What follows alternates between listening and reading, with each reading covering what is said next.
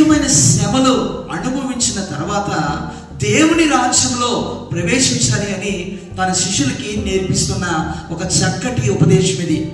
ప్రియమైన దేవుని జనమా, ప్రజలరా, అనేకమైన శ్రమలు మనకి ఏం తీసుకొస్తుందంటే నిత్య జీవం తీసుకొస్తుంది. దేవుని నామానికి స్తోత్రం కలుగును గాక. అయితే చాలా శ్రమలలో ఉండి ఏంటి శ్రమకి నాకు ఒక పరిష్కారం దొరకట్లేదు అని నువ్వు ఒకవేళ చింతిస్తూ ఉంటే, బాధపడుతూ ఉంటే, చాలా మనోవేదనకి గురి అవుతే దేవుడు వాక్యం సెలవిస్తున్న మాట ఏంటంటే అనేకమైన శ్రమలు మనకి దేవుని రాజ్యం ఇస్తుంది. హల్లెలూయా, దేవుని నామానికి స్తోత్రం కలుగును గాక. అనేకమైన శ్రమలలో కృంగిపోయిన వారికి దేవుడు నిన్ను ఆదరిస్తున్న మాట ఏంటో చెప్పనా, నిత్య జీవానికి దేవుడు నిన్ను సిద్ధపరుస్తున్నాడు. దేవుని నామానికి స్తోత్రం కలుగును గాక. శ్రమలలో ఉన్నావా, దేవుడు నీకు తోడుగా ఉన్నారని అర్థం.